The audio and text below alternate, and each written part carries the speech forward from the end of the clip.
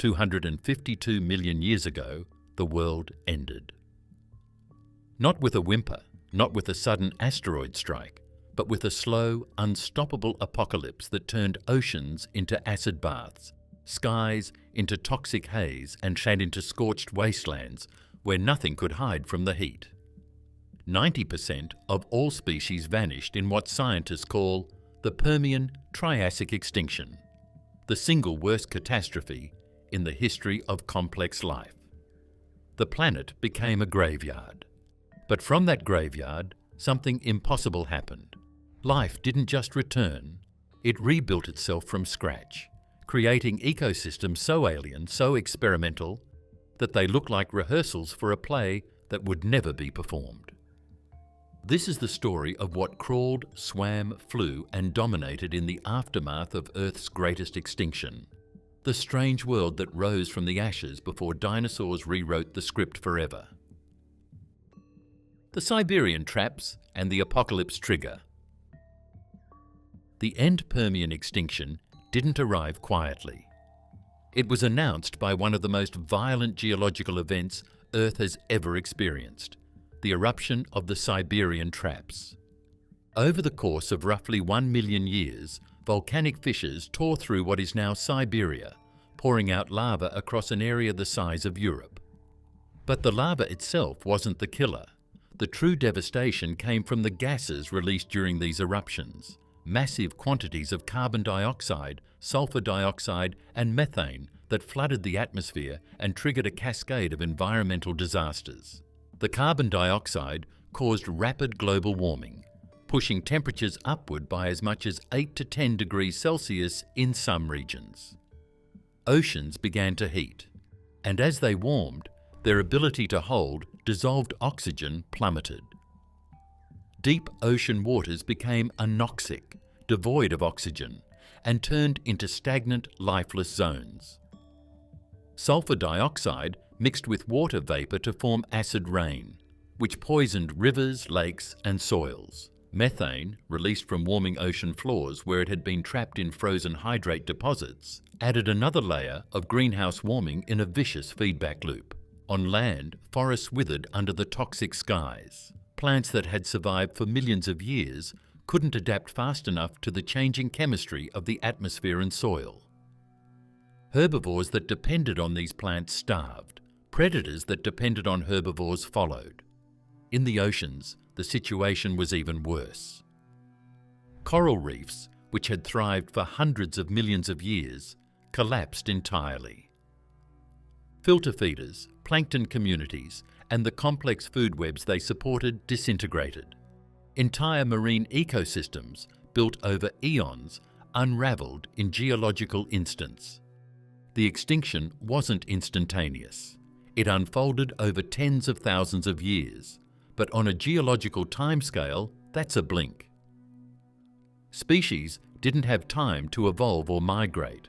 Populations crashed faster than new adaptations could arise. The fossil record from this period shows a dramatic thinning.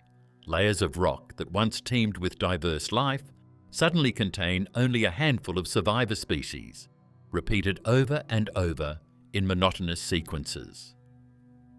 What makes the end Permian extinction so catastrophic is not just the number of species lost, but the collapse of ecological complexity. Entire groups that had defined Paleozoic ecosystems vanished completely. Trilobites, which had survived multiple earlier extinctions, disappeared forever. Eurypterids, the armored apex predators of rivers and seas, were gone. Placoderms had already vanished in an earlier extinction, but their ecological roles had been filled by other groups that now also died out. On land, the dominant synapsid herbivores and predators, including the fearsome Gorgonopsians, were wiped out. The Siberian traps eruptions also released vast amounts of volcanic ash, which blanketed large areas and disrupted photosynthesis. With less sunlight reaching plants and plankton, primary productivity, the foundation of all food webs, declined sharply. This collapse rippled upward through every level of the ecosystem, from tiny invertebrates to the largest predators.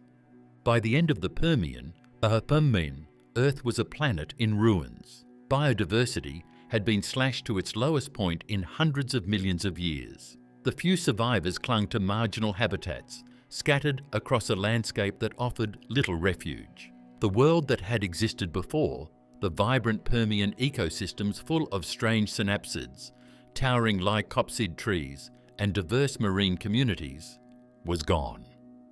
What remained was a blank slate, scarred and hostile, waiting for the slow, painful process of recovery to begin.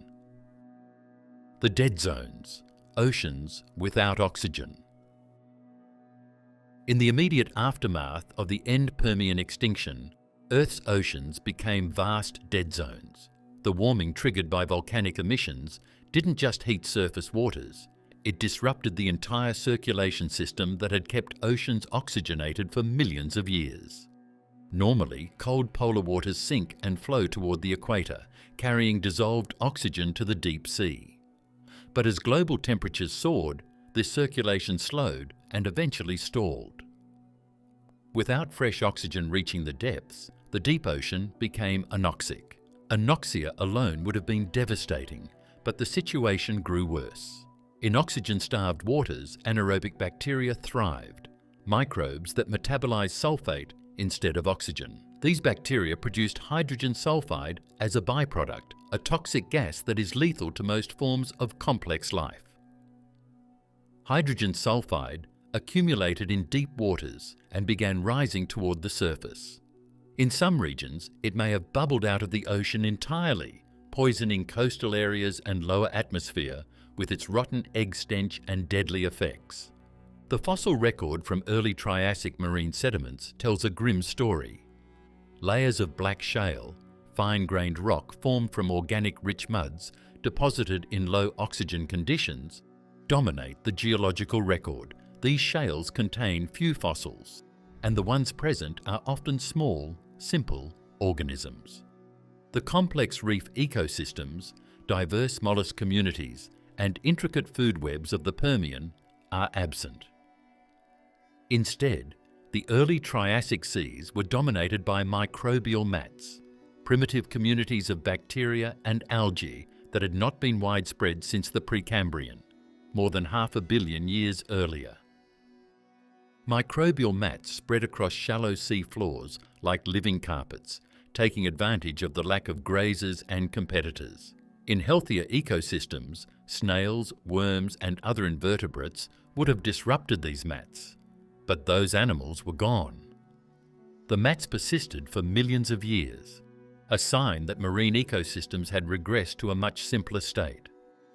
This microbial takeover is visible in rock formations around the world, from Australia to China to Europe, showing that the ocean crisis was global. Oxygen levels in the atmosphere also dropped, though not as drastically as in the oceans.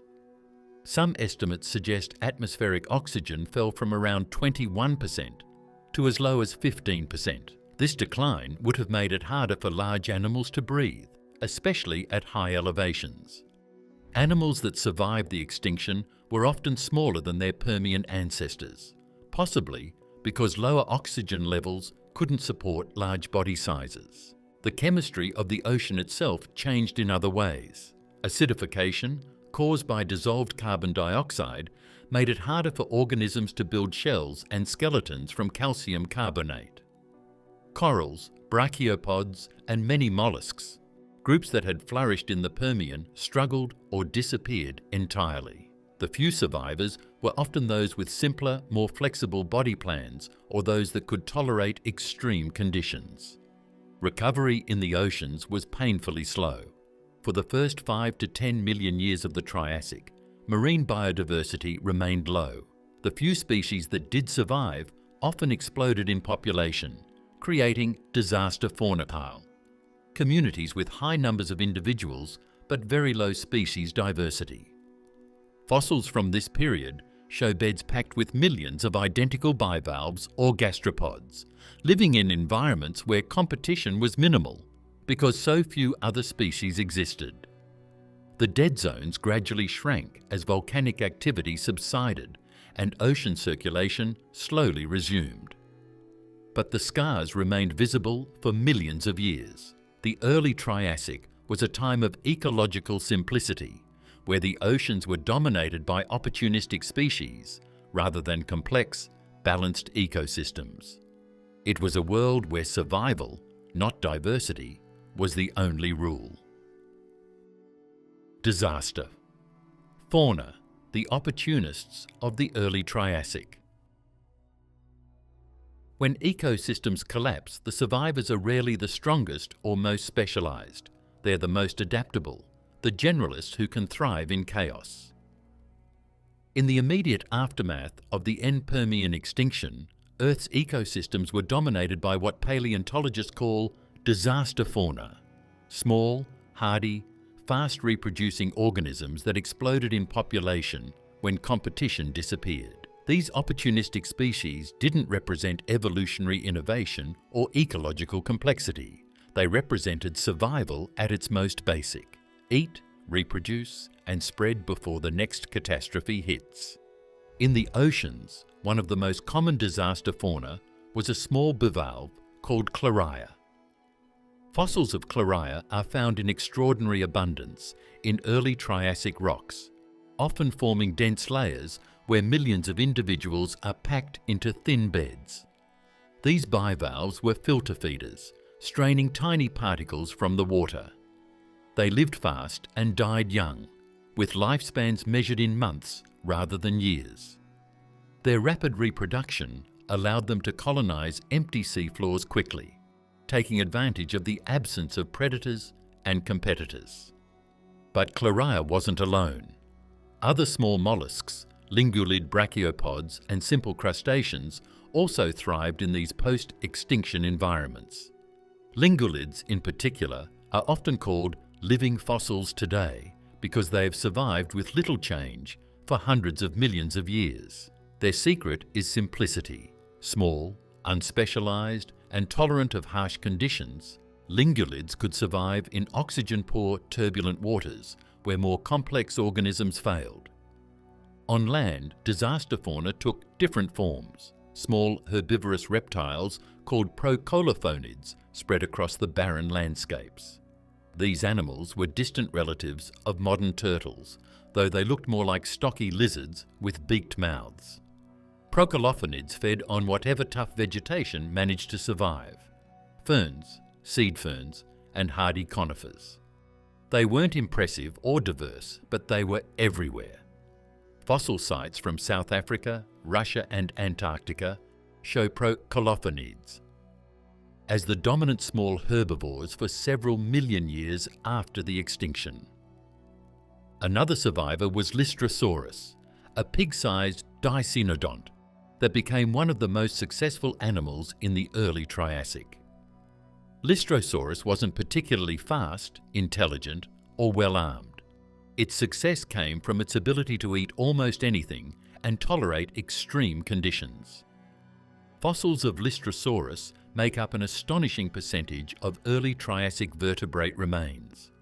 In some fossil beds, they account for more than 90% of all specimens. This isn't because Lystrosaurus was a superior creature. It's because almost everything else was dead. Lystrosaurus had a barrel-shaped body, short legs, and a beak-like mouth with two small tusks. It likely lived in burrows, sheltering from the intense heat and harsh weather that characterized the early Triassic. Its teeth suggest it fed on roots, tubers, and low-growing plants, food sources that were relatively stable even when above-ground vegetation died back during droughts. This diet, combined with its burrowing behavior, made Lystrosaurus remarkably resilient. The dominance of disaster fauna is a sign of ecological immaturity. In healthy ecosystems, many species coexist, each occupying specialized niches. But in the early Triassic, niches were either empty or filled by generalists. Predator diversity was extremely low. On land, only a handful of small carnivorous reptiles and early archosaurs hunted. In the oceans, sharks and marine reptiles were rare. Without predators to control populations, disaster fauna boomed and spread unchecked. This phase didn't last forever. Gradually, as conditions stabilized, new species began to evolve and fill the empty niches. Competition returned, and the opportunistic disaster fauna were either outcompeted or forced into more specialized roles. But for the first several million years after the extinction, life on Earth was dominated by these humble, unglamorous survivors. The creatures that didn't win by being the best, but by being good enough to endure when everything else failed. Lystrosaurus, the pig that inherited the Earth. If any single animal symbolizes survival in the face of apocalypse, it's Lystrosaurus. This stout-beaked herbivore wasn't the largest, fastest or most fearsome creature of its time, but it was the toughest. When the end Permian extinction wiped out 90% of all species, Lystrosaurus not only survived, it thrived. For millions of years after the extinction, this unassuming dicynodont was the most common large land animal on Earth, dominating ecosystems from South Africa to Antarctica to China. Its fossils are so abundant that paleontologists joke it might as well be called the pig that inherited the Earth. Lystrosaurus belonged to a group called dicynodonts, herbivorous synapsids that had been diverse and successful during the Permian. Most dicynodonts had elaborate tusks, specialized teeth, and varied body shapes suited to different diets. But Lystrosaurus was different. It was a generalist, built for endurance rather than specialization. Its body was compact and low to the ground, with short, powerful limbs that suggest it spent much of its time digging. Its skull was short and broad, with a beak-like snout for cropping vegetation and two small tusks that may have been used for rooting in soil or defending territory. The key to Lystrosaurus's success was its adaptability. Unlike specialized herbivores that depended on specific plants, Lystrosaurus could eat almost anything. Its jaws and teeth were designed for grinding tough, fibrous vegetation, roots, tubers, ferns, and even bark. In the harsh, unstable environments of the early Triassic, where plant communities were sparse and unpredictable, this dietary flexibility was essential. Lystrosaurus could survive in places where more specialized herbivores would have starved. Evidence suggests Lystrosaurus lived in burrows. Fossil trackways show distinctive patterns consistent with animals entering and exiting underground shelters. Burrows would have provided protection from the extreme heat and temperature swings that characterized the early Triassic. During the day, surface temperatures could soar to lethal levels. At night, they could drop sharply. By sheltering underground, Lystrosaurus could avoid the worst of these extremes, emerging to feed during cooler periods. Lystrosaurus fossils are found on every continent that was part of the supercontinent Pangaea, including what is now Antarctica. This wide distribution shows how effectively Lystrosaurus colonized the post-extinction world. With few competitors and almost no predators, it spread across barren floodplains, riverbanks, and dry uplands. In some fossil sites, Lystrosaurus makes up more than 95% of all vertebrate fossils, a level of dominance almost unprecedented in the fossil record. But why did Lystrosaurus survive when so many other dicynodonts perished? Part of the answer lies in its physiology. Some researchers believe Lystrosaurus may have had a relatively efficient respiratory system, allowing it to tolerate the low oxygen conditions of the early Triassic. Others suggest it may have had a lower metabolic rate, reducing its need for food and water during harsh periods. Its small size, most species were roughly the size of a pig, also helped. Smaller animals need less food and can find shelter more easily than large ones. Another factor was timing. Lystrosaurus evolved late in the Permian, just before the extinction. It was already well adapted to harsh, marginal environments where other herbivores struggled. When the extinction hit, and those harsh conditions became global, Lystrosaurus was ready. It didn't need to adapt. It was already equipped for survival. Lystrosaurus's reign lasted for several million years, but it didn't last forever. As ecosystems recovered and new species evolved, competition increased. Early archosaurs, the ancestors of dinosaurs and crocodiles, began diversifying into herbivorous and carnivorous roles. New dicynodonts evolved, some larger and more specialized than Lystrosaurus. By the Middle Triassic, Lystrosaurus was no longer dominant. It faded into obscurity, eventually going extinct as the world moved on. But its legacy remains. Lystrosaurus is proof that survival doesn't require being the best. It requires being good enough when everything else fails. In the darkest moment of Earth's history, when the planet was a wasteland and life hung by a thread, Lystrosaurus endured. It wasn't a hero or a champion. It was a survivor. And sometimes, that's all evolution needs. The rise of the archosaurs, crocodile cousins before dinosaurs. In the shadow of the extinction's aftermath, a new group of reptiles began to stir, lean, agile, and opportunistic predators that would eventually reshape terrestrial ecosystems. These were the archosaurs, the lineage that would give rise to dinosaurs, pterosaurs, and crocodiles.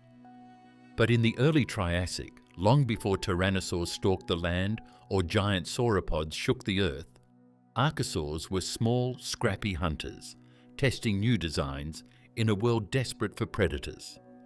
The earliest archosaurs, such as Proterosuchus, were low-slung, crocodile-like animals with elongated snouts and sprawling limbs.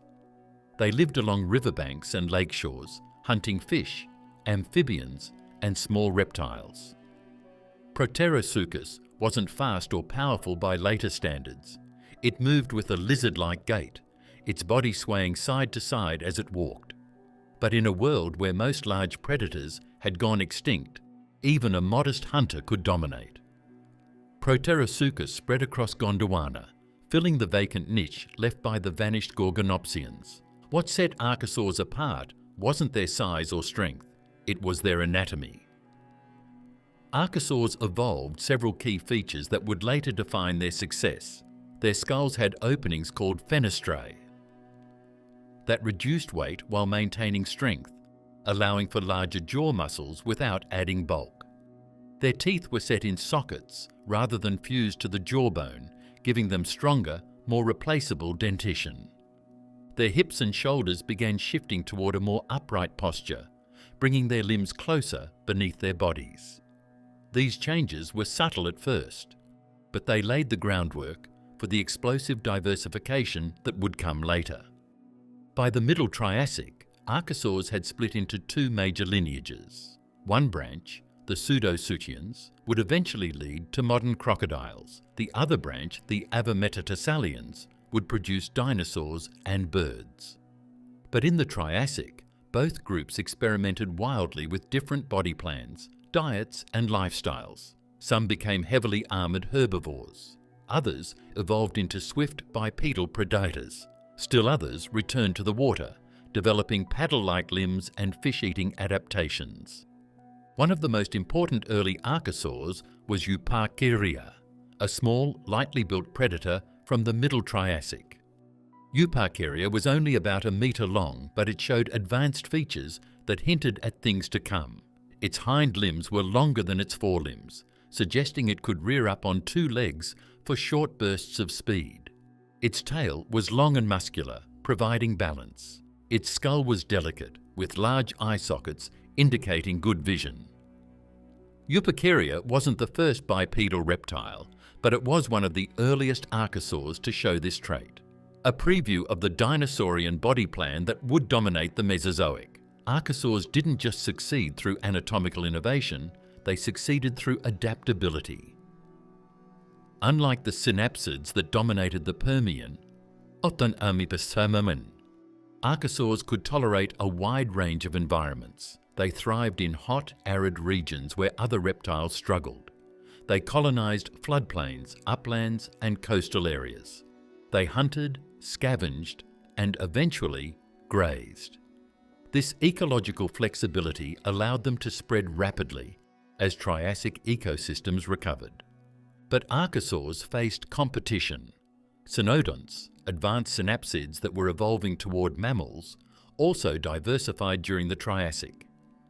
Some cynodonts grew large and took on predatory roles. Others remained small, but developed complex teeth and more efficient metabolisms.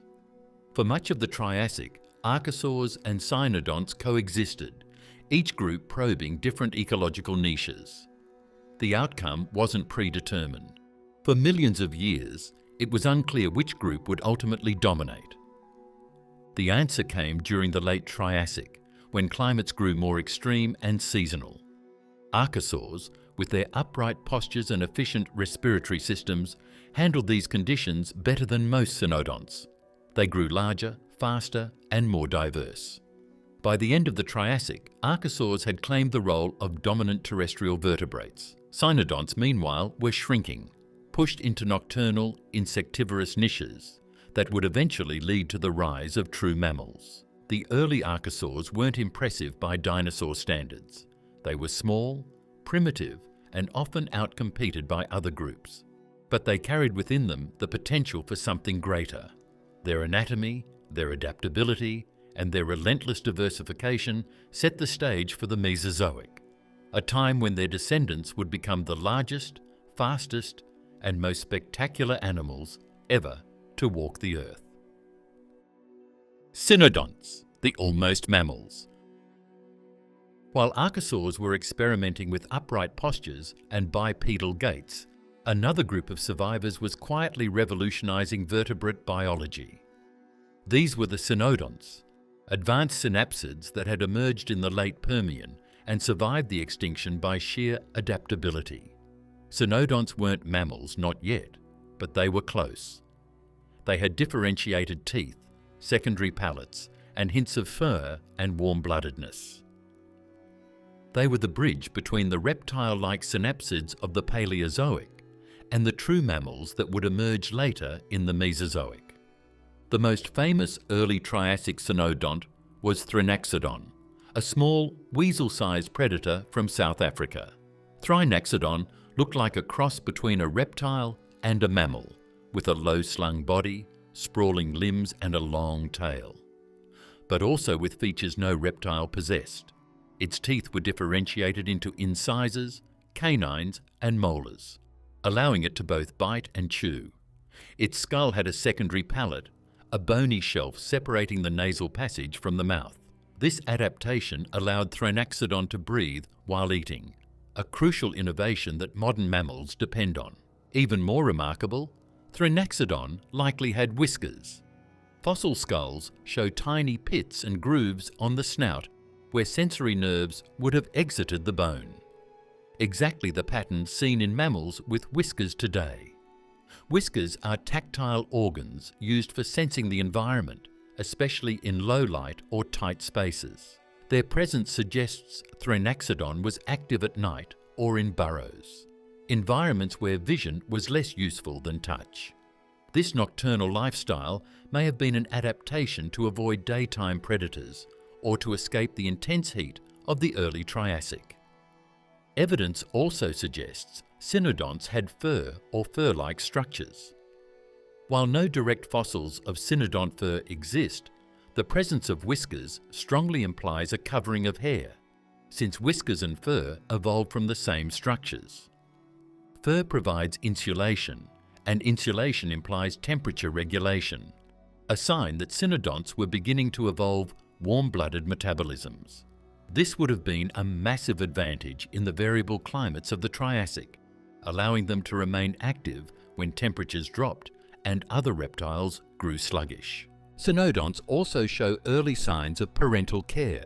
Fossil burrows attributed to Thrinaxodon have been found containing multiple individuals, adults and juveniles together. One famous specimen preserves a Thrinaxodon curled up with a small amphibian, possibly sheltering together during a flood or drought. These burrows suggest cynodonts were social, or at least tolerant of others, and that they may have cared for their young rather than abandoning eggs like most reptiles. Throughout the Triassic, cynodonts diversified. Some, like Cynognathus, grew large and became dominant predators. Cynognathus was wolf-sized, with powerful jaws and slicing teeth capable of bringing down prey much larger than itself. Others remained small and insectivorous, developing complex teeth suited for crushing beetles and other hard-bodied prey. Still others experimented with herbivory, evolving broad molars for grinding plants, a dietary shift that would eventually lead to the first herbivorous mammals. But despite their innovations, cynodonts faced intense pressure from archosaurs. As archosaurs grew larger and more diverse, they pushed cynodonts out of many ecological roles. Large predatory cynodonts like Cynognathus were outcompeted by archosaur predators with more efficient locomotion and stronger jaws. Medium-sized herbivorous cynodonts were displaced by early dinosaurs and other archosaurs that could exploit vegetation more efficiently. By the late Triassic, most cynodonts had shrunk. The large, dominant forms were gone, replaced by small, nocturnal insectivores. These tiny survivors were the ancestors of true mammals, but they lived in the shadows, literally. While dinosaurs ruled the day, cynodonts ruled the night, hunting insects, hiding in burrows, and developing the traits that would define mammals: fur, milk production, complex teeth, and large brains relative to body size. The cynodont story is one of retreat and reinvention. They didn't conquer the Triassic world, they survived it. They adapted to niches that other animals ignored, developing traits that seemed unnecessary at the time but would prove essential later. When the dinosaurs finally fell at the end of the Cretaceous, it was the descendants of these small, scrappy cynodonts, true mammals, that would rise to take their place. The return of marine reptiles, ichthyosaurs and nothosaurs. While land ecosystems struggled to recover, the oceans slowly began to heal. And as they healed, a new wave of predators emerged. Not fish, not invertebrates, but reptiles that had returned to the sea. These were the first marine reptiles of the Mesozoic, creatures that evolved from land-dwelling ancestors but adapted so thoroughly to aquatic life that they could never return to shore. The early Triassic saw the rise of ichthyosaurs and nothosaurs, two groups that would come to dominate marine ecosystems for millions of years. Ichthyosaurs, whose name means fish lizards, were among the most successful marine reptiles ever to evolve. The earliest ichthyosaurs appeared in the early Triassic, less than 1 million years after the end Permian extinction. These pioneers were small, eel-like creatures with elongated bodies and paddle-like limbs. They likely lived in shallow coastal waters, hunting small fish and invertebrates. Their success was rapid. By the Middle Triassic, ichthyosaurs had diversified into dozens of species, ranging from metre-long coastal hunters to massive open-ocean predators. What made ichthyosaurs so successful was their streamlined body plan. Over millions of years, they evolved torpedo-shaped bodies with smooth, fish-like contours. Their limbs transformed into flippers, perfectly shaped for steering and stabilization. Their tails developed vertical flukes, like those of sharks, providing powerful propulsion.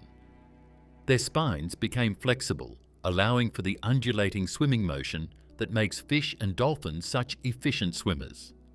By the Middle Triassic, ichthyosaurs had become faster than most fish, apex predators capable of chasing down prey in open water. Their eyes were among the largest of any vertebrate, relative to body size. Some ichthyosaurs had eyes the size of dinner plates, with massive lenses and complex structures designed for seeing in deep, dark water. These enormous eyes allowed them to hunt in low-light conditions, pursuing squid and fish in the twilight depths where most predators couldn't follow. Fossil evidence shows that ichthyosaurs hunted belemnites, ancient relatives of squid, whose hooks are often found preserved in ichthyosaur stomachs. Ichthyosaurs also evolved live birth, an adaptation essential for animals that could never return to land.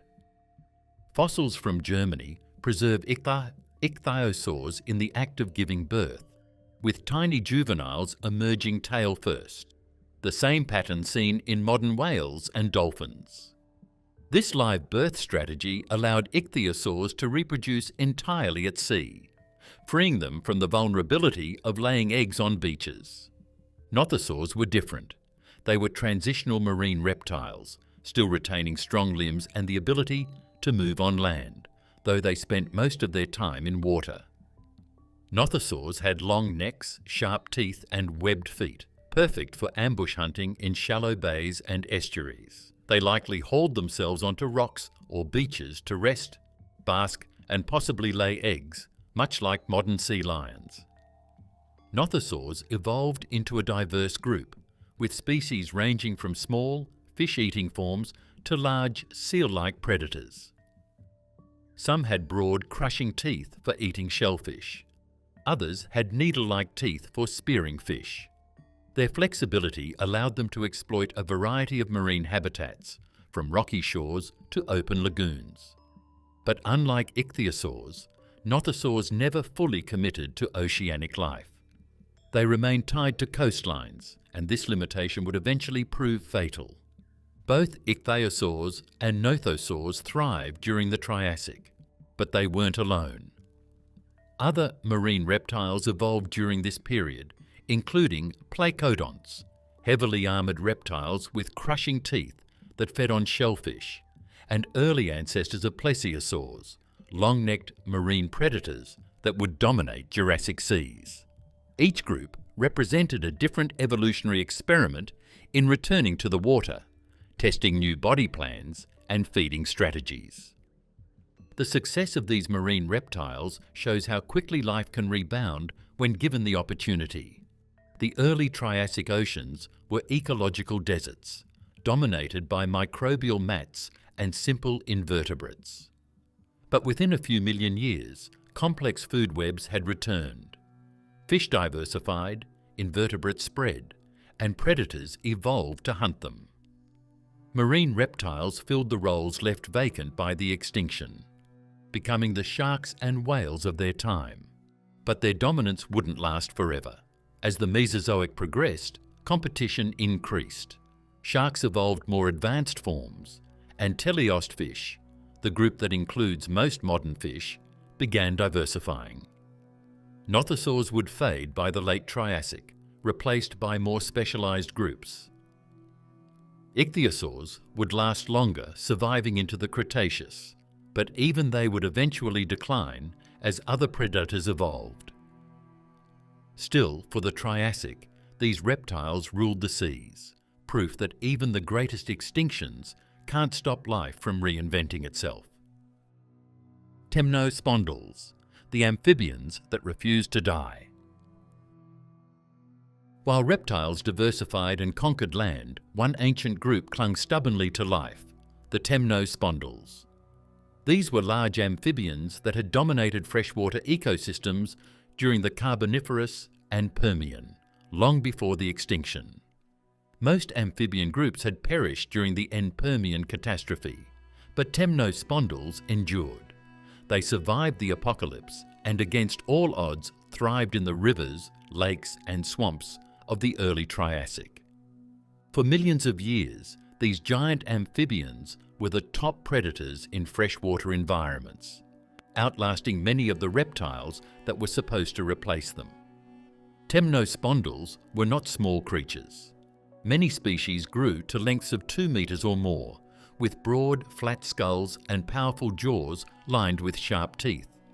They looked like enormous salamanders crossed with crocodiles, low-bodied, thick-skinned and built for lurking in shallow water. Their eyes sat on top of their heads, allowing them to float just beneath the surface and watch for prey. Their skin was covered in bony scales and plates, giving them protection from predators and environmental stress. One of the most successful early Triassic temnospondyls was Mastodonsaurus, a giant that reached lengths of up to 4 meters. Mastodonsaurus had a massive skull, sometimes exceeding 1 meter in length. with enormous fangs that projected upward from the lower jaw. These fangs fit into pits in the upper jaw, creating a trap-like bite that could pierce through flesh and bone. Mastodonsaurus was an ambush predator, lying motionless in murky water and striking with explosive speed when prey came close. Its diet included fish, smaller amphibians, and even small reptiles that ventured too close to the water's edge. Temnospondyls had another advantage: they could survive in low oxygen water. During the early Triassic, many freshwater systems were stagnant and oxygen poor, especially in the hot, arid climates that dominated much of the world. Most reptiles and fish struggled in these conditions, but temnospondyls could gulp air at the surface, supplementing their gills with lung-based respiration. This dual breathing system allowed them to thrive in environments where other predators suffocated. Their life cycle also gave them flexibility. Like modern amphibians, temnospondyls began life as fully aquatic larvae with external gills. These larvae lived in ponds and slow-moving streams, feeding on small invertebrates and organic debris. As they grew, many species underwent metamorphosis, losing their gills and developing lungs. But unlike modern frogs and salamanders, adult temnospondyls never left the water entirely. They remained aquatic or semi-aquatic throughout their lives, using their powerful limbs to crawl along riverbeds or haul themselves onto muddy banks. Not all temnospondyls were giants. Some, like Gerathorax, evolved flat, pancake-like bodies with wide, shovel-shaped heads. Gerathorax was an extreme bottom dweller, likely spending its entire life lying flat on the substrate, waiting for prey to pass overhead. Its eyes faced upward, and its mouth was positioned ventrally, allowing it to vacuum up unsuspecting fish and invertebrates. This body plan was so successful that it persisted for millions of years, surviving long into the Jurassic. Temnospondyls also show some of the earliest evidence of complex parental care in amphibians. Fossil sites in Madagascar have preserved nesting grounds where dozens of juvenile temnospondyls are clustered together, suggesting adults may have guarded or protected their young. This behaviour would have been essential in the predator-rich environments of the Triassic, where even small reptiles and early archosaurs posed threats to vulnerable larvae. But despite their success, temnospondyls were living on borrowed time. As the Triassic progressed, reptiles evolved more efficient ways to exploit freshwater habitats. Phytosaurs, crocodile-like archosaurs, became the dominant freshwater predators by the late Triassic, outcompeting temnospondyls with faster swimming, stronger jaws, and better maneuverability. Early crocodilomorphs also began diversifying, filling many of the same niches temnospondyls had occupied. By the Jurassic, most temnospondyl lineages had disappeared.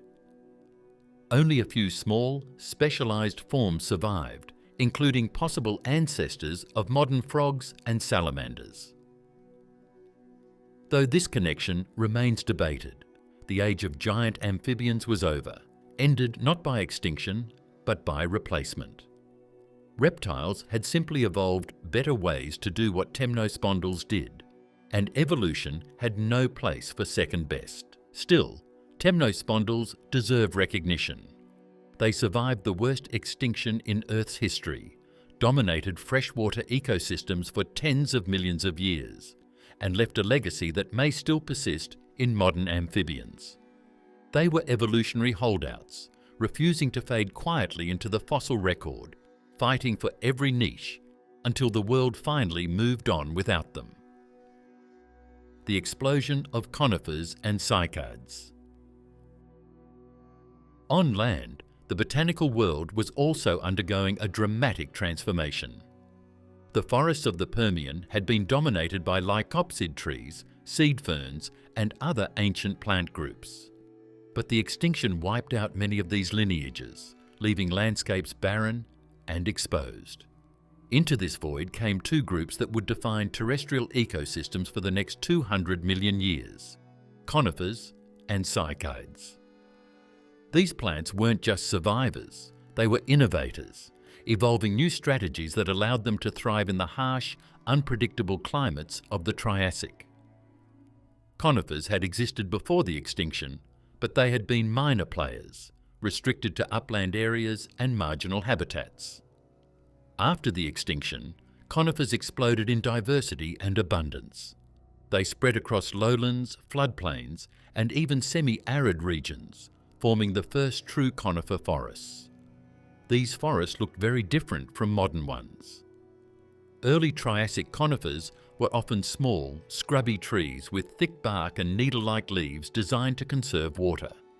They grew quickly, colonizing open ground where other plants struggled. What gave conifers their edge was their reproductive strategy. Unlike the spore-producing plants of the Carboniferous, conifers produced seeds enclosed in protective cones. Seeds could survive harsh conditions, drought, fire, freezing, and remain dormant until conditions improved. This resilience was critical in the unstable climates of the early Triassic, where rainfall was unpredictable and temperatures swung wildly. Conifers could spread into regions where older plant groups couldn't survive, gradually building soil and creating habitats for other organisms. Cycades also thrived during this period. These plants looked superficially like palms, with thick trunks topped by crowns of stiff, fern-like leaves. But cycads were gymnosperms, more closely related to conifers than to palms. They reproduced using massive cones, some of the largest reproductive structures in the plant kingdom. Male cones produced pollen, while female cones held seeds. Pollination was often carried out by beetles, one of the earliest examples of insect pollination in the fossil record. Cycads evolved thick water-storing trunks that allowed them to survive prolonged droughts. Their leaves were coated in waxy cuticles that reduced water loss. Some species developed symbiotic relationships with nitrogen-fixing bacteria living in specialized root structures, allowing them to grow in nutrient-poor soils. These adaptations made cycads incredibly versatile, and they spread across tropical and subtropical regions worldwide. Together, conifers and cycades reshaped the terrestrial landscape. Their forests provided food and shelter for herbivorous reptiles, which in turn supported predators. Dead plant material accumulated in soils, enriching them and allowing other plants to establish. Rivers stabilized as plant roots held sediments in place. Oxygen production increased as photosynthesis ramped up. The barren wastelands of the early Triassic slowly transformed into functioning ecosystems. But these forests were fundamentally different from those of the Permian.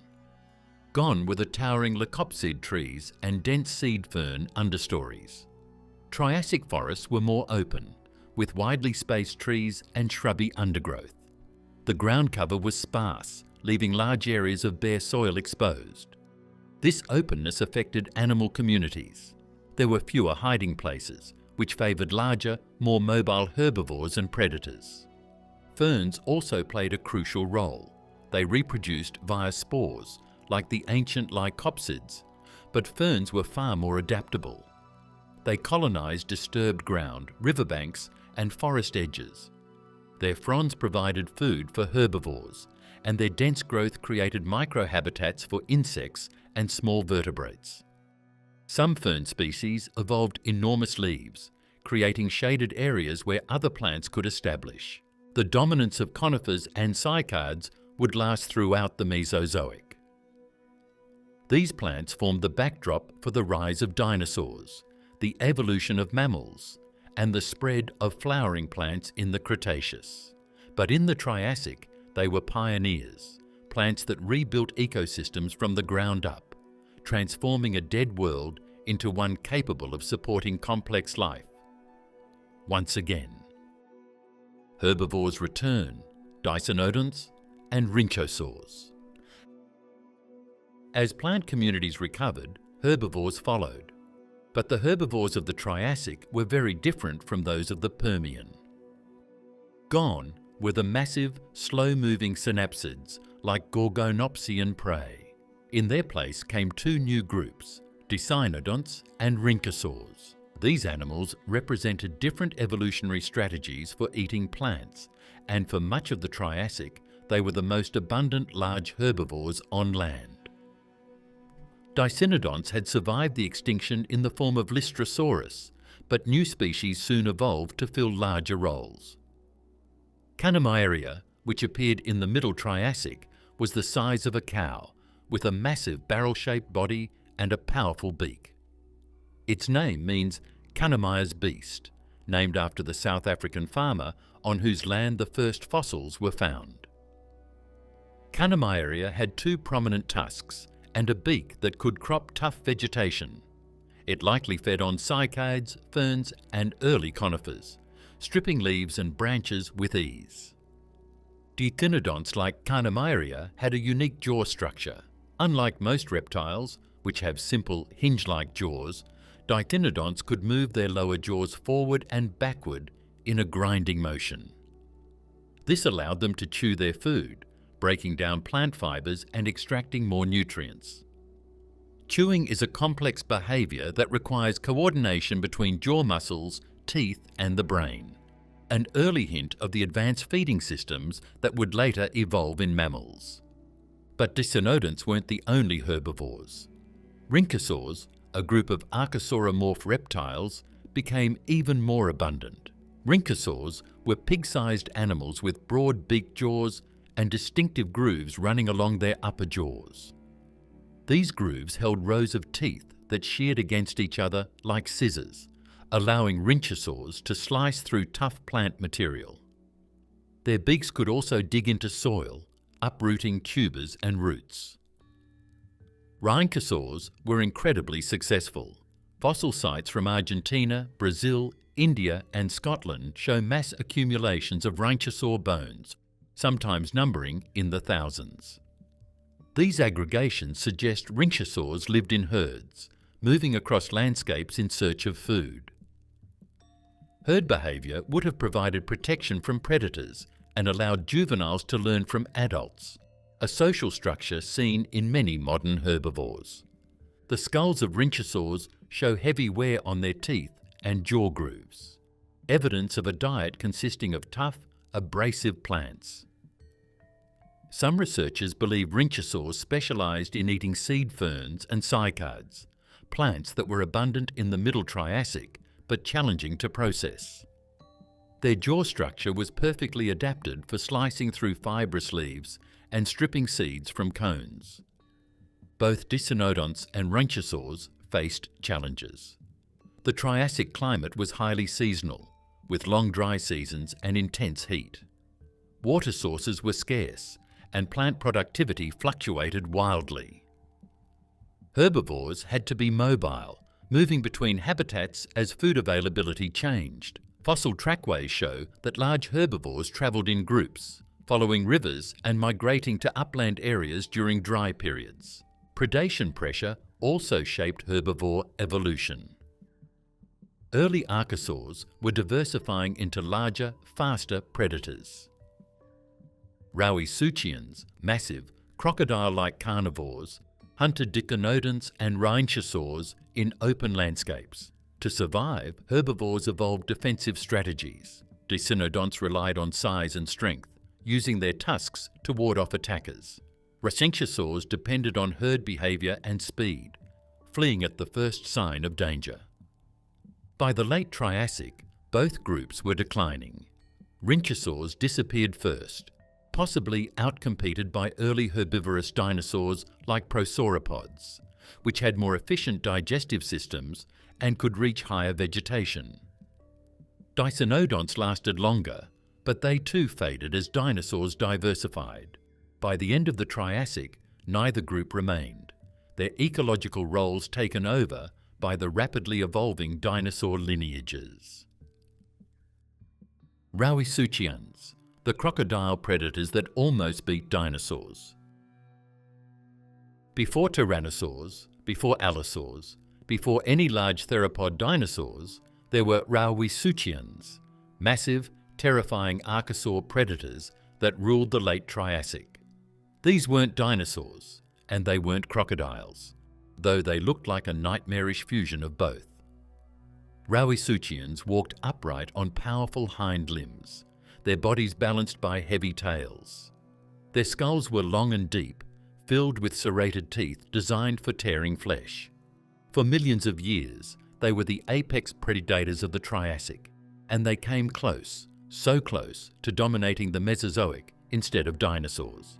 The most famous Rowisuchian was Postosuchus, a predator that reached lengths of 4 to 5 meters and stood over 2 meters tall at the hip.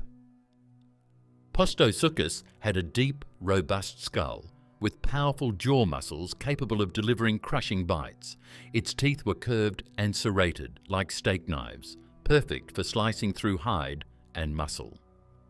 Unlike sprawling crocodiles, Postosuchus held its limbs directly beneath its body, giving it an upright posture similar to dinosaurs. This allowed for faster movement and better endurance, critical advantages for a large predator. Postosuchus hunted the herbivores of the late Triassic, Diconodonts, Rehearsals, and early dinosaurs. Fossil evidence suggests it was an active hunter rather than a scavenger, capable of chasing down prey across open landscapes.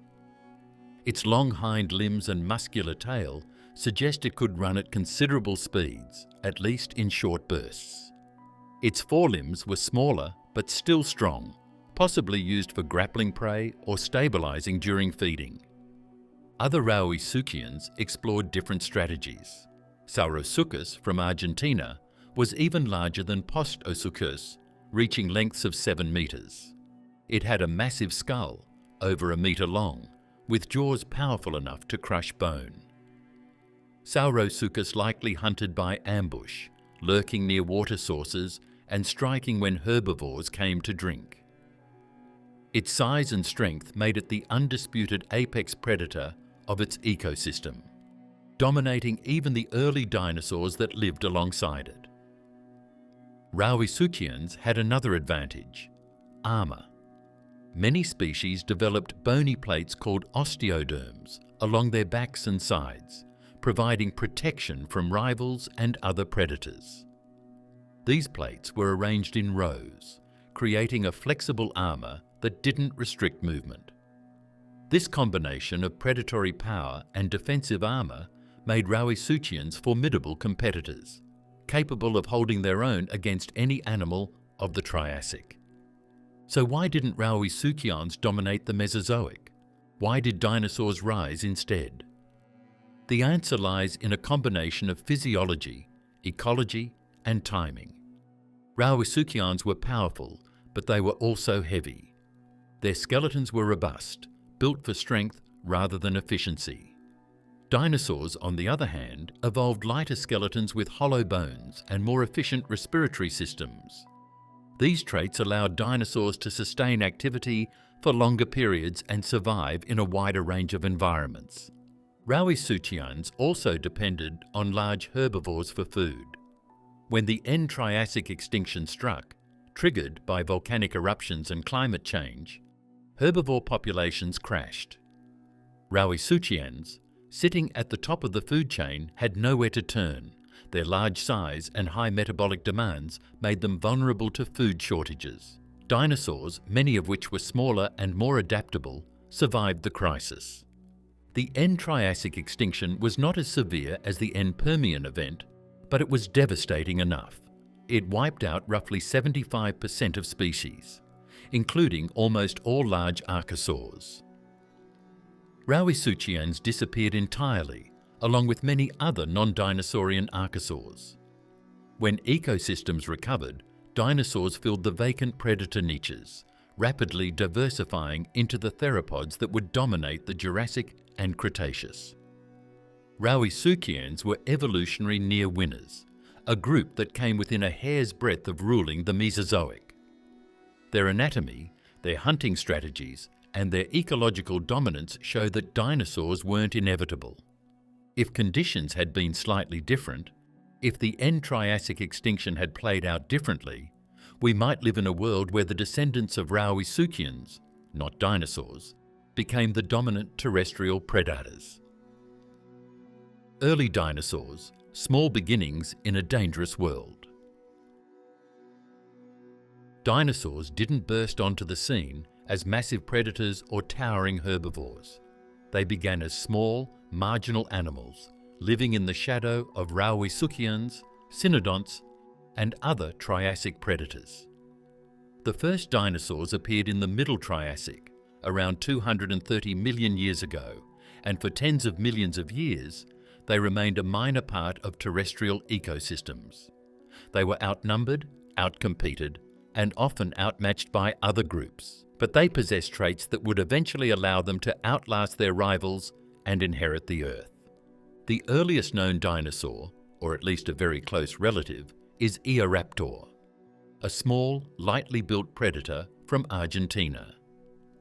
Eoraptor was only about a metre long, with a slender body, long tail, and grasping hands equipped with sharp claws. Its teeth were simple and serrated, suited for eating small animals, insects, and possibly plants. Eoraptor wasn't specialised for any particular diet. It was a generalist, capable of eating whatever it could catch or scavenge. This flexibility may have been key to its survival in the competitive Triassic world. Eoraptor walked on two legs, a posture that would become standard for theropod dinosaurs. Bipedalism freed the forelimbs for grasping and manipulating objects, allowing for more complex behaviours.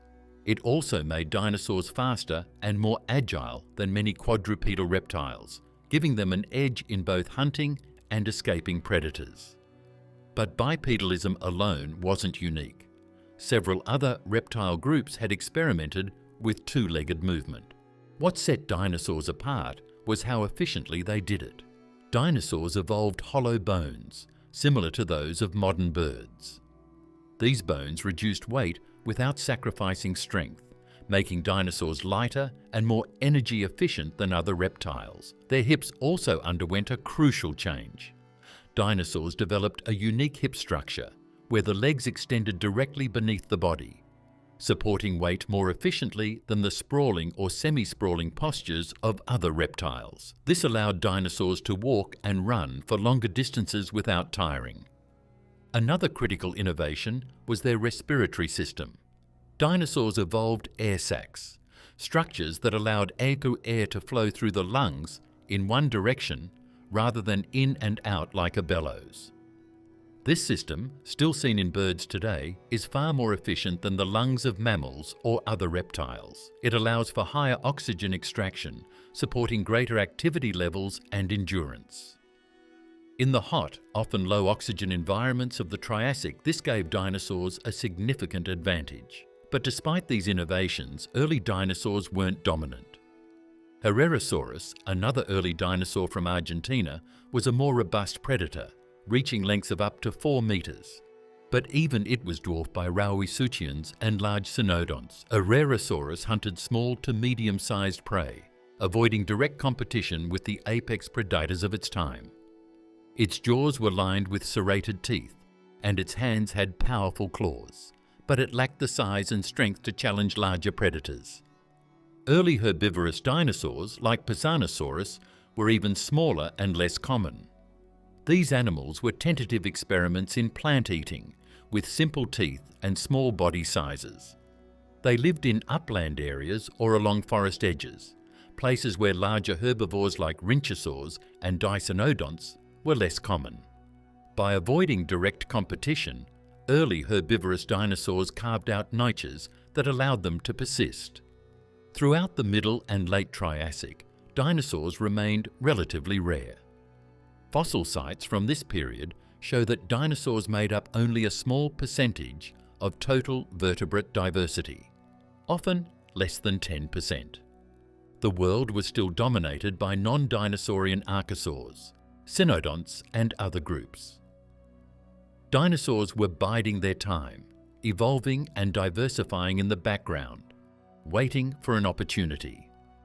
That opportunity came at the end of the Triassic, when the extinction event that killed the rewrote and other large archosaurs opened up ecological niches. With their competitors gone, dinosaurs diversified explosively, evolving into the sauropods, theropods, and ornithischians that would dominate the Jurassic and Cretaceous. But in the Triassic, they were small, humble animals, survivors, not conquerors, testing evolutionary designs that would someday reshape the planet. Pterosaurs take flight, the first vertebrate aviators. While dinosaurs were experimenting with bipedalism and efficiency on the ground, another group of archosaurs was solving a completely different problem: flight. Pterosaurs were the first vertebrates to achieve powered flight, evolving wings made of skin and muscle stretched between elongated finger bones. They appeared in the late Triassic, roughly 220 million years ago, and within a few million years, they had spread across the world, filling aerial niches that no animal had ever exploited. The earliest pterosaurs, such as Eudimorphodon, were small, about the size of a seagull, with wingspans of less than a metre. They had long tails stiffened by bony rods, which provided stability during flight. Their wings were supported by a single, enormously elongated fourth finger, with 3 smaller clawed fingers at the wrist for grasping. This wing structure was completely unique, unlike anything seen in birds or bats. It was efficient, flexible, and capable of producing lift even at low speeds. Pterosaur wings weren't just membranes. They were complex structures reinforced with fibres called actinofibrils.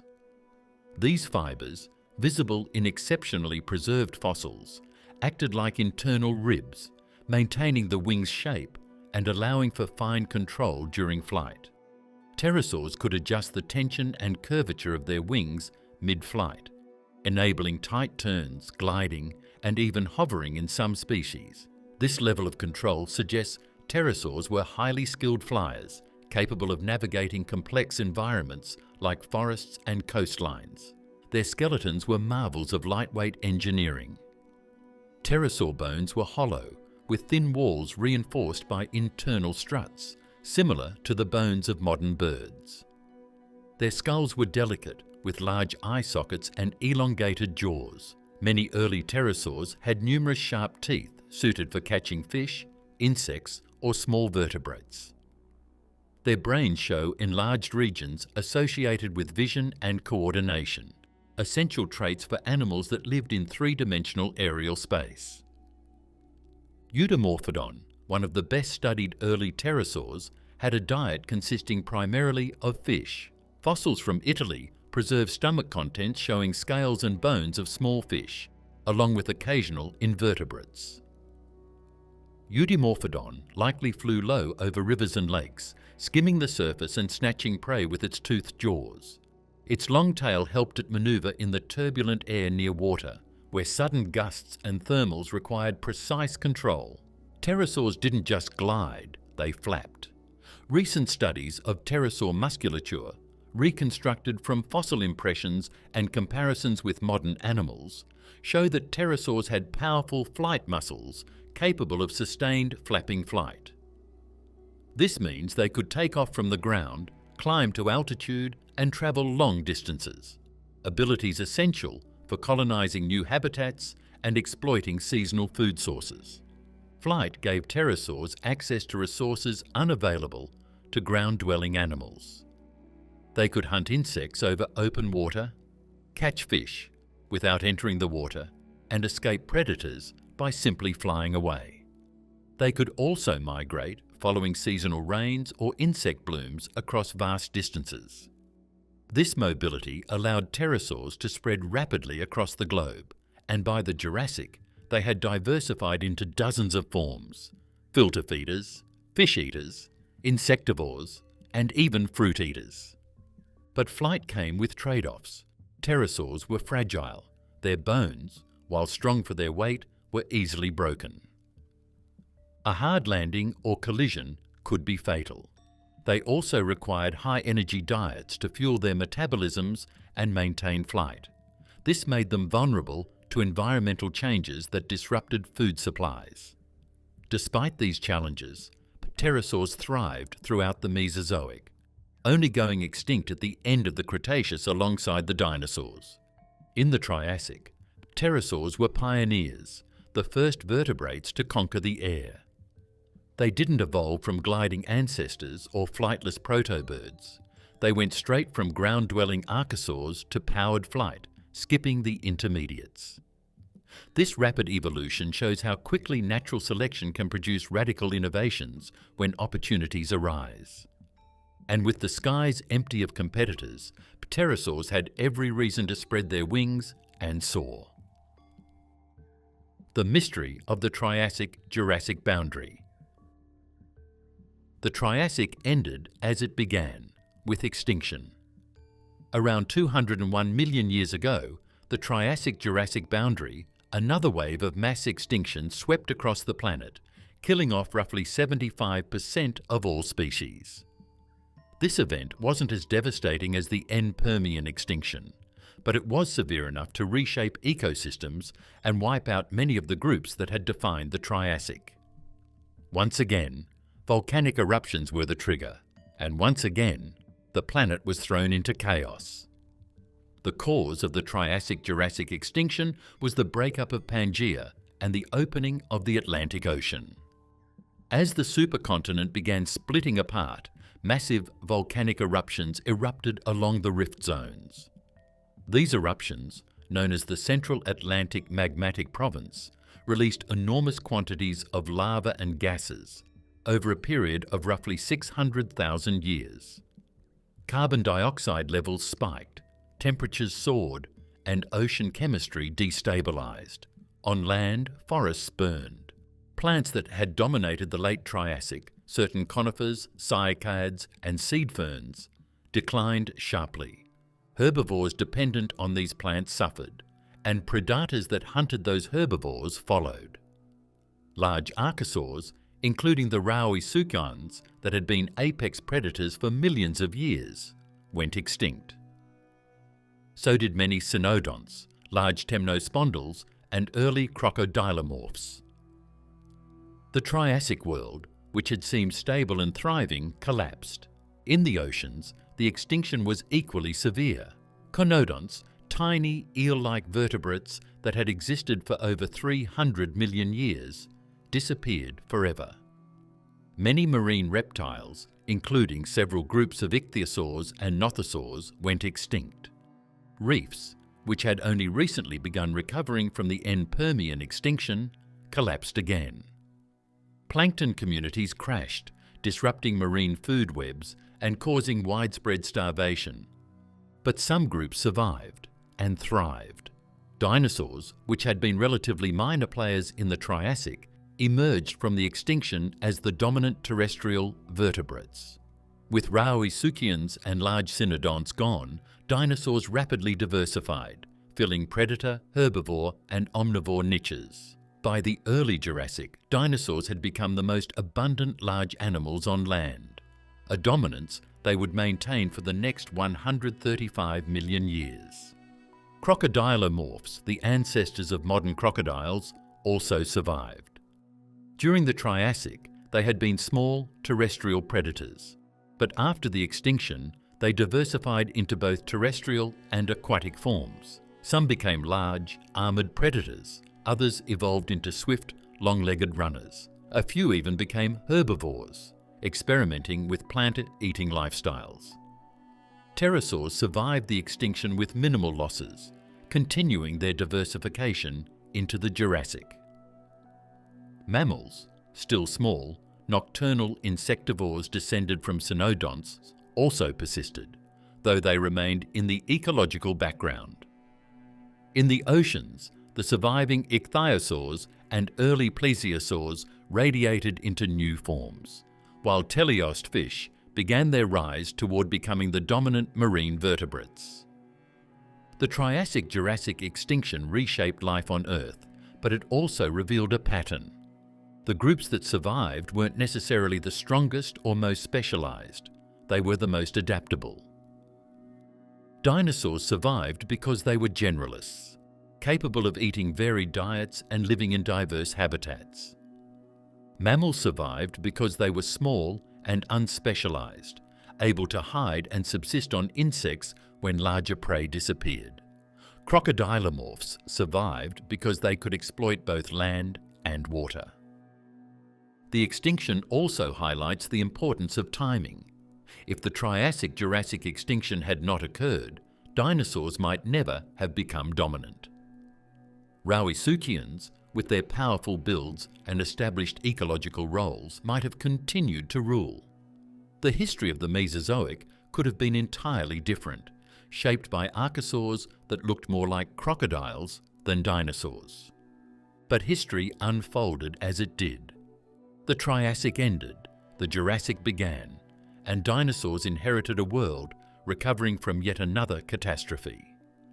The stage was set for the age of giants, of long-necked sauropods and massive theropods, of flowering plants and advanced insects.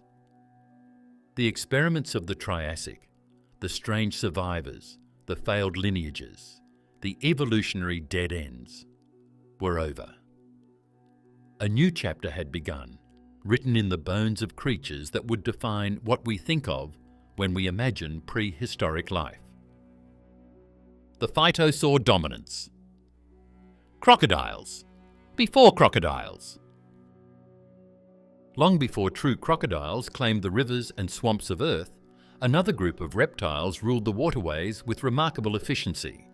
These were the phytosaurs, archosauromorphs that looked so similar to modern crocodiles that for decades, paleontologists mistook their fossils for ancient crocodilian ancestors. But phytosaurs weren't crocodiles at all. They were a completely separate lineage, an evolutionary experiment that independently arrived at the same solution for ambush predation in freshwater environments. For nearly 30 million years during the late Triassic, phytosaurs were the undisputed masters of rivers, lakes, and coastal wetlands, only to vanish completely when the Triassic ended. The resemblance between phytosaurs and crocodiles is startling. Both had elongated snouts lined with conical teeth, armoured bodies covered in bony plates, sprawling limbs, and powerful tails for swimming. Both were semi-aquatic ambush predators that lurked in murky water, waiting for prey to venture too close. This similarity is a textbook example of convergent evolution, when unrelated organisms evolve similar features in response to similar environmental pressures. But despite their superficial resemblance, crucial differences revealed their separate origins. The most obvious difference was the position of their nostrils. In modern crocodiles, the nostrils sit at the tip of the snout, allowing them to breathe while mostly submerged. In phytosaurs, the nostrils were located far back on the skull, between the eyes, forming a raised bump that looked almost like a secondary set of eyes. This placement served the same function, allowing phytosaurs to breathe while floating nearly invisible beneath the surface, but achieved through a completely different anatomical pathway. Evolution has solved the same problem twice, in two completely different ways. Rutiodon was one of the most common and widespread phytosaurs, with fossils found across what is now North America. It reached lengths of up to 4 meters, with a long, narrow snout packed with dozens of sharp teeth. Rutiodon's teeth varied in size, with larger fangs interspersed among smaller ones, creating an irregular but effective trap for holding struggling prey. Its jaws were hinged to open wide, allowing it to engulf large fish, amphibians, and even small reptiles that wandered too close to the water. Larger phytosaurs, like Redondosaurus, grew even more massive, exceeding 5 meters in length. Redondosaurus had a broader, more robust skull than Rutiodon, suggesting it tackled larger, tougher prey. Its teeth show heavy wear patterns consistent with crushing bones and tearing through armoured scales. Fossil sites in New Mexico preserve mass accumulations of Redondosaurus bones alongside those of herbivorous reptiles, suggesting these phytosaurs hunted at water sources, where plant eaters congregated during dry seasons. Phytosaur armour was another key adaptation. Their backs and sides were covered with rectangular, bony plates called osteoderms, arranged in overlapping rows that provided protection without restricting movement. These plates had sculptured surfaces with pits and ridges, similar to those of modern crocodiles. The armour protected phytosaurs from larger predators like rowisuchians and early dinosaurs, and also served as thermal regulators, absorbing heat during basking and releasing it slowly in cooler water. The diversity within phytosaurs shows they weren't a monolithic group. Some species had long, slender snouts perfectly adapted for catching fish. These were specialised piscivores that likely hunted in deeper, clearer waters where speed and precision mattered more than raw power. Others developed shorter, broader snouts with crushing teeth, suggesting they fed on hard-shelled prey like turtles and heavily armoured fish. A few had upturned snouts, creating an unusual crocodilian profile that may have been used for bottom feeding or specialised hunting techniques. Phytosaurs lived in environments that fluctuated dramatically. The late Triassic was characterised by seasonal monsoons, long dry periods followed by intense rainfall and flooding. During dry seasons, water sources shrank, concentrating prey animals around remaining rivers and lakes. Phytosaurs thrived in these conditions, gathering at waterholes where desperate herbivores had no choice but to drink, despite the danger. Fossil evidence shows phytosaurs congregated in large numbers during these dry periods, possibly competing for territory or engaging in social behaviours. Their reproduction likely mirrored that of modern crocodilians. While no phytosaur eggs have been definitively identified, fossil sites show juveniles and adults in close proximity, suggesting some degree of parental care, or at least tolerance of younger individuals. Nesting sites would have been along riverbanks or on sandy islands, places where eggs could incubate in warm sand protected from flooding. Despite their success, phytosaurs had a fatal weakness. They were specialists. Their entire lifestyle depended on stable freshwater ecosystems with abundant prey. When the Triassic-Jurassic extinction struck, volcanic eruptions disrupted rainfall patterns, temperatures spiked, and river systems became unstable. Freshwater ecosystems collapsed, prey populations crashed, and phytosaurs, locked into their aquatic ambush lifestyle, had nowhere to go. Unlike crocodilomorphs, which had diversified into terrestrial and marine forms, phytosaurs remained tied to rivers and lakes.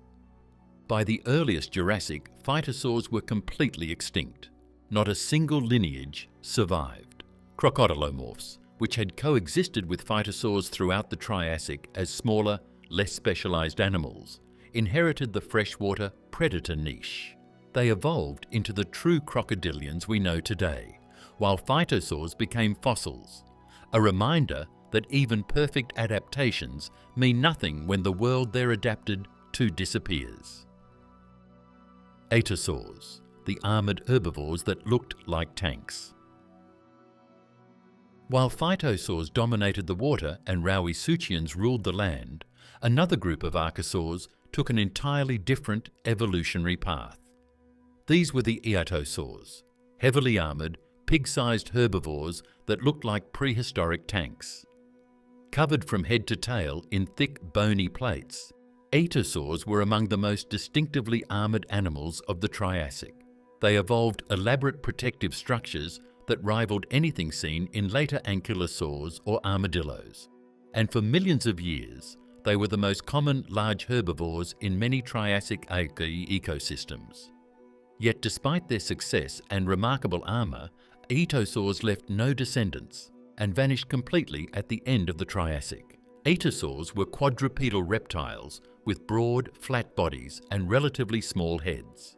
Their defining feature was their armour, rectangular osteoderms that covered their backs, pits and even bellies in an interlocking pattern. These plates weren't just cosmetic, they were thick, heavily sculpted shields that could deflect bites from predators. Some eatosaurs developed elaborate spines and ridges along their armour, creating a spiky profile that made them even more difficult to attack. The armour was so extensive that it covered areas other reptiles left vulnerable, including the neck, shoulders and tail base. Desmatasuchus was one of the most spectacular atosaurs, notable for its enormous shoulder spikes. These spikes, some extending over half a metre in length, projected outward and slightly backward, creating a defensive barrier that would have deterred even the largest predators. Desmatasuchus reached lengths of up to 5 metres, making it one of the largest atosaurs. Its armour was thick and heavily ridged, with a texture resembling tree bark. The combination of size, spikes and heavy plating made Desmatasuchus nearly invulnerable to attack. But atosaurs weren't built for combat. They were built for eating plants. Their skull soles were small relative to their bodies, with short snouts and weak jaws. Unlike the powerful beaks of Dicynodonts or rhynchosaurs, aetosaur jaws were designed for delicate feeding. They had small, leaf-shaped teeth suited for cropping soft vegetation, rather than grinding tough fibres.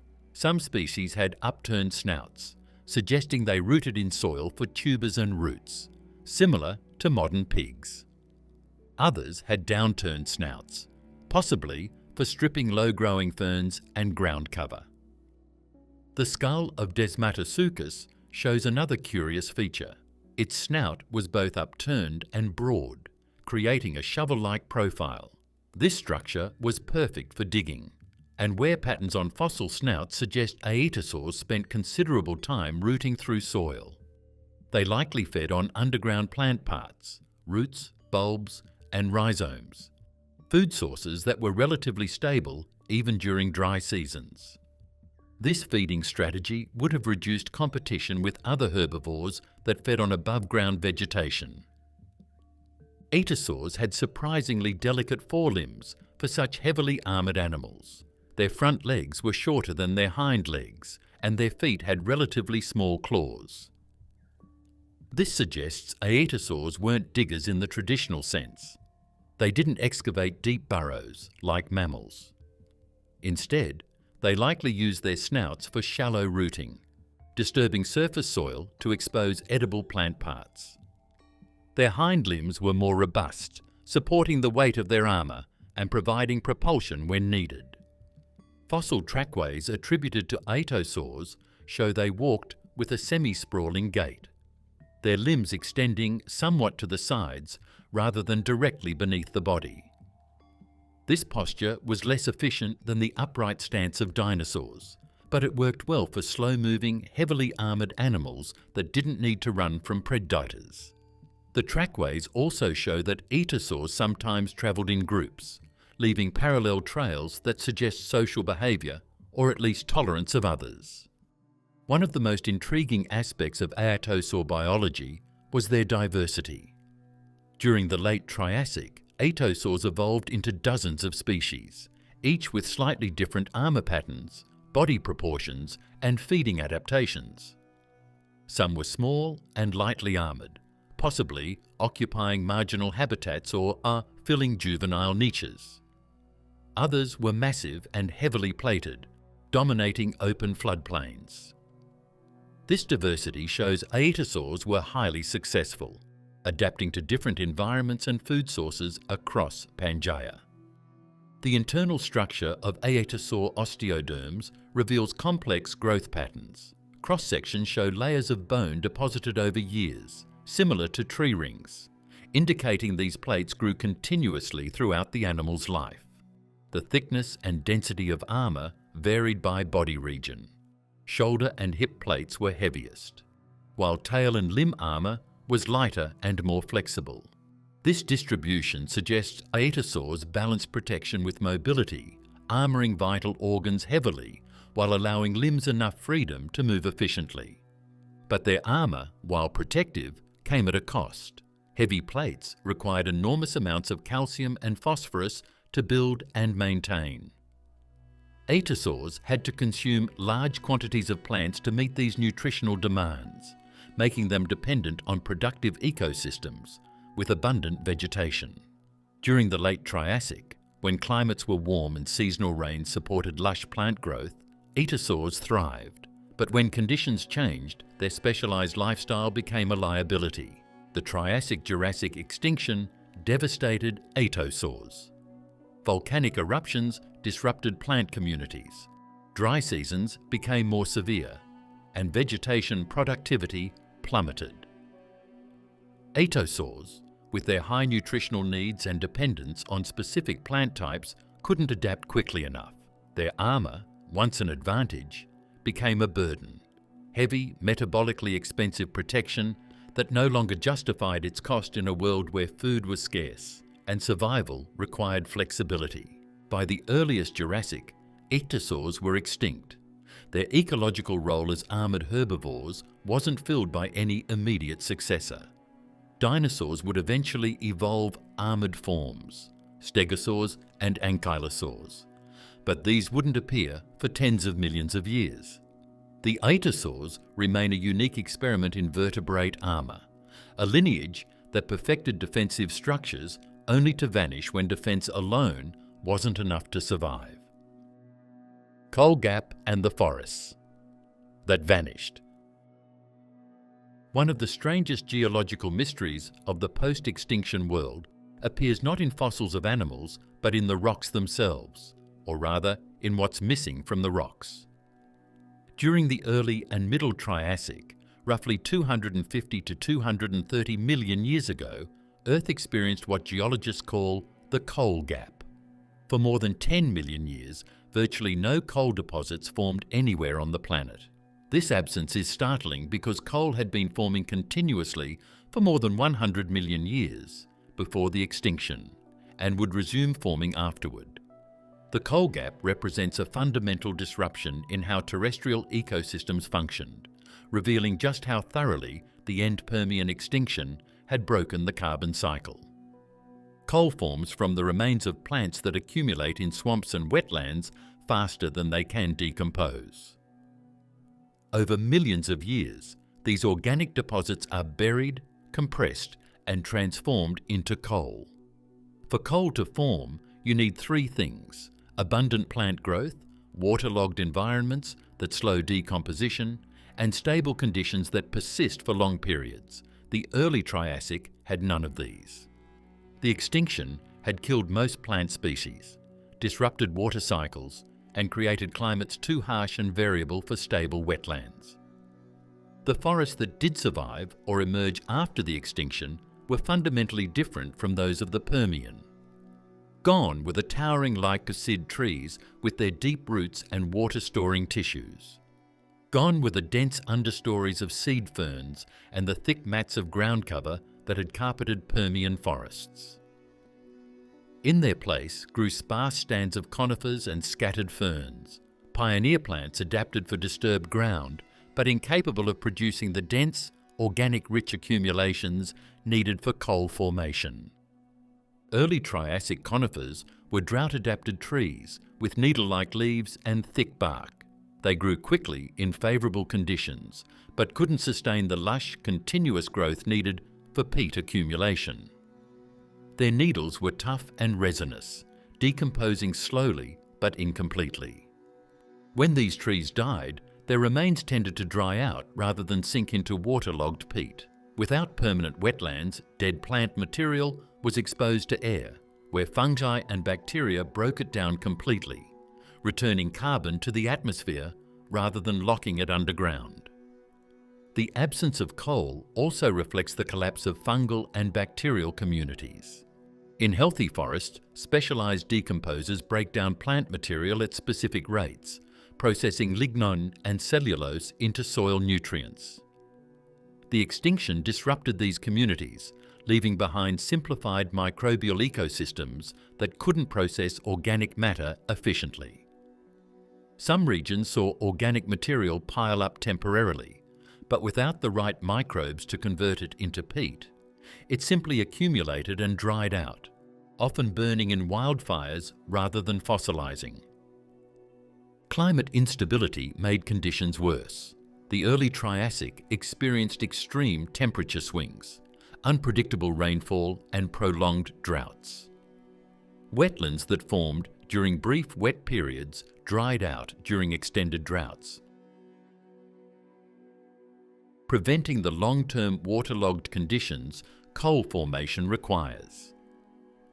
Rivers changed course frequently, eroding whatever organic material had begun accumulating.